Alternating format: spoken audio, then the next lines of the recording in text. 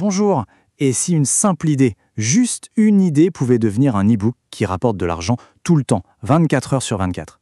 Que ce soit pour le business, le fitness ou même le bricolage, le potentiel est vraiment énorme. Alors, dans l'analyse qui suit, on va décortiquer ça, étape par étape. Comment on part de zéro et comment on réussit.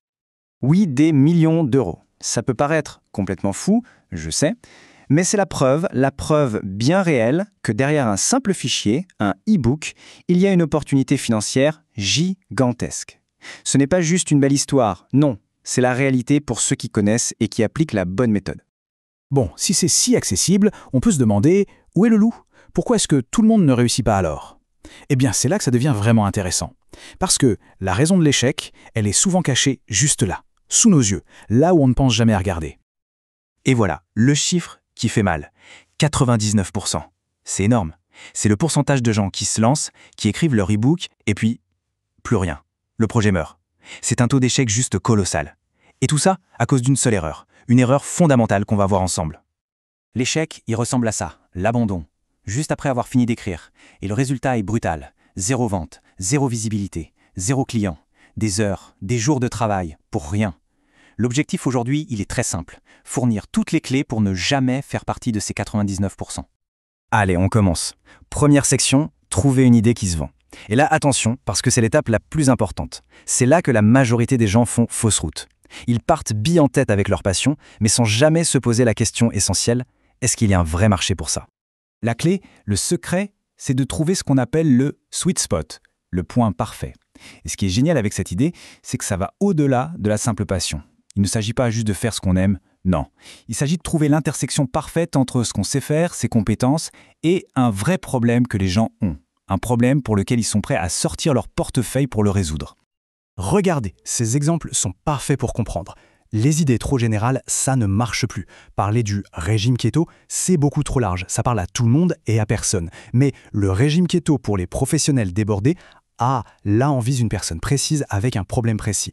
La règle d'or est vraiment simple. Plus on est spécifique, mieux ça se vend. Ok, mais comment on sait si une idée est bonne, concrètement? Facile, avec cette validation express en 10 minutes chrono. C'est une petite checklist toute simple mais incroyablement efficace. On file sur Amazon Kindle. Est-ce qu'il y a des e-books avec plus de 100 avis sur le sujet? Si oui, c'est un super signal. On jette un œil sur Etsy, on analyse ce qui marche sur Pinterest et on demande à une IA de nous trouver les tendances. C'est une étape à ne jamais sauter. Et là, la grande peur. Et s'il y a déjà de la concurrence? Eh bien, tant mieux. C'est même une excellente nouvelle. C'est un point absolument crucial à comprendre. La concurrence, ce n'est pas un problème. C'est la preuve qu'il y a un marché, qu'il y a de l'argent qui circule. Un marché où il n'y a personne, c'est souvent un marché où il n'y a personne pour acheter. Bon, l'idée est validée. Maintenant, on passe à la création. Et là, attention, les règles du jeu ont complètement changé. On va voir comment utiliser l'intelligence artificielle. Pas comme un petit gadget, non, comme un véritable copilote pour créer un e-book de A à Z en quelques jours seulement. L'erreur que tout le monde fait, c'est de balancer à l'IA « Écris-moi un e-book sur ce sujet ». Surtout pas, c'est une collaboration. Les rôles doivent être très clairs. Le boulot du créateur, c'est d'être le cerveau, apporter la structure, les idées uniques, son expérience, ses anecdotes. Le boulot de l'IA, c'est d'être les mains, rédiger, organiser, améliorer le style. C'est l'assistant, pas le patron. Alors voilà comment ça se passe concrètement. Étape 1, le brain dump. On ouvre un document et on jette absolument toutes nos idées, nos notes, tout ce qui nous passe par la tête. C'est notre matière première. Étape 2, on donne tout ça à l'IA pour qu'elle ait le contexte. Étape 3, on lui demande de nous créer un plan, une structure logique. Et enfin, pour la rédaction, on peut utiliser une IA comme Claude par exemple, qui est vraiment douée pour écrire dans un style très naturel, très humain. Et là, une petite astuce de pro pour être sûr de la qualité du résultat. Il faut lire chaque section à voix haute. Oui, vraiment. Si en le lisant, ça sonne robotique, si ça ne semble pas naturel, alors le lecteur le sentira aussi. C'est un test tout simple mais infaillible pour garder un texte humain et authentique. Ok, le contenu est là. On pourrait croire que le plus dur est fait, mais pas du tout. On attaque maintenant une étape que 9 créateurs sur 10 oublient complètement, le packaging.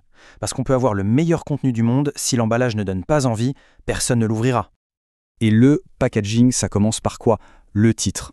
Le titre doit vendre un résultat, un bénéfice clair tout de suite. Regardez la différence, c'est flagrant. Comment faire dormir son bébé? C'est vague. Mais le guide complet, apprenez le sommeil à votre bébé en 30 jours, là c'est une promesse, c'est un plan. Le premier informe, le deuxième Yvan. Et le design de la couverture alors? Pas la peine de se compliquer la vie avec des logiciels de pro. Canva, c'est tout ce qu'il faut. Le principe est super simple. Le design doit coller au thème. Pour du fitness, on met des couleurs vives, un style dynamique. Pour du business, sobre, pro, crédible. Pour la parentalité, quelque chose de doux, de rassurant. Une bonne couverture, c'est simple, ça fait vendre plus.